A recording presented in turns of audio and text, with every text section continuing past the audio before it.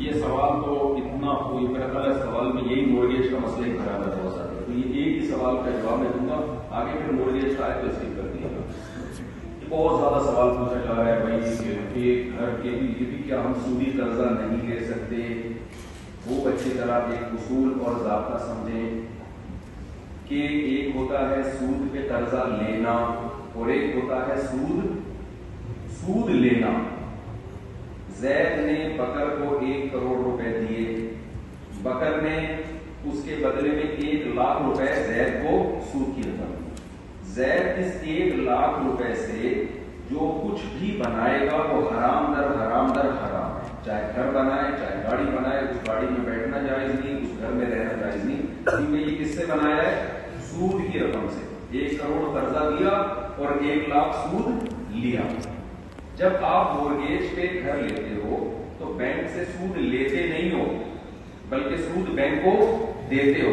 تو حرام لے نہیں رہے, حرام دے رہے ہو. تو بینک کا جو پروفٹ ہوتا ہے وہ ٹوٹلی حرام در حرام در حرام.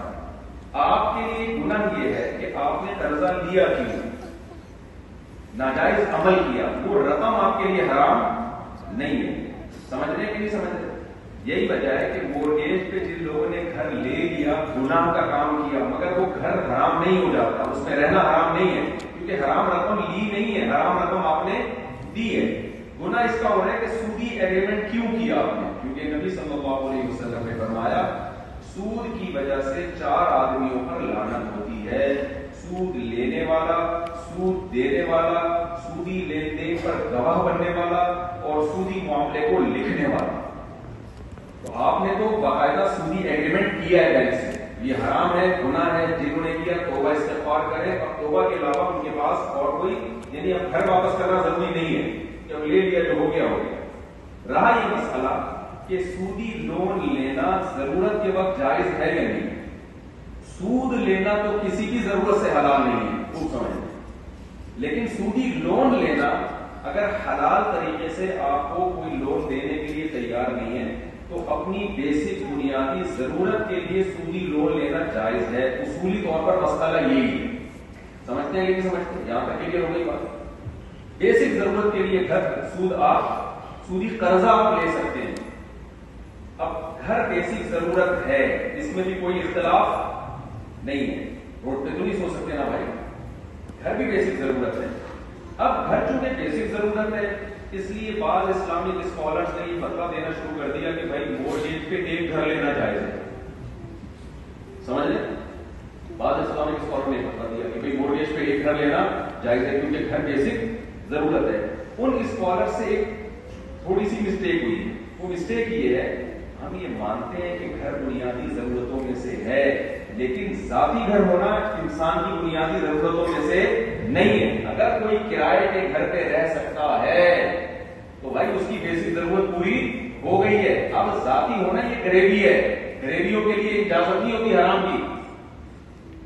نہیں ہے, دوبارہ سے اپنے طریقے سے سمجھا, جاوید نہاری سے سمجھاؤں گا, اب آئے گا سمجھ میں. آپ گئے نلی نہاری, دہلی نہاری یا جاوید نہاری کراچی کے جو لوگ ان کی سمجھ میں آئیں گے. آپ کھانے کے لیے گئے, آپ نے پیسے دیے, آپ کو اس نے پلیٹ لا کے پکڑا دی, آپ کو بھوک لگ رہی تھی, چوہے پیٹ میں بلبلا رہے تھے, آپ نے پھوڑ دی پتیے سے. ایک گریوی بھی لازمی حصہ ہے اس کا, آپ نے کہا چلو بھائی ایک گریوی بھی ہو گئی. اس کے بعد جب آپ گریوی مانگیں گے اس کی مرضی آپ کو دے یا نہ, کیونکہ وہ گریوی ضرورت نہیں ہے, وہ اضافی ہے. تو گھر کا ہونا بنیادی ضرورت ہے, ذاتی ہونا یہ کیا ہے؟ غریبی ہے. کیونکہ دنیا ہمیں شریعت نے بتایا مسافر خانہ ہے, یہ رہنے کی جگہ نہیں ہے. جس کے ذاتی گھر ہوتے ہیں وہ بھی ذاتی نہیں ہوتے, یہاں سے جنازے ہوتے ہیں. دیواروں اینٹوں سے دل لگانے کی بالکل بھی ضرورت نہیں. سمجھ رہے ہو, پیڑے کھانے کے لیے سودی قرضے کی اجازت نہیں ہے. لوگ پیڑے کھانے کے لیے لے رہے ہیں. اچھا, انسان سفر کرتا ہے, لوگوں سے ملتا ہے تو اس کو تجربوں میں اضافہ ہوتا ہے. ایک صاحب اس سے ملے, انہوں نے کہا کہ میرے 6 یا 7 بچے ہیں تو مجھے کوئی کرائے پہ بھی گھر دینے کے لیے تیار نہیں, کرائے پہ گھر دینے کے لیے تیار نہیں ہے. تو اگر کسی کی کے افراد گھر میں زیادہ ہوں, وہ رینٹ پہ گھر دیتا ہے یا دیتا ہی نہیں ہے, دیتا ہے تو تنگ بہت کرتا ہے, اس کے لیے پھر مورگیج پہ ایک گھر لینے کی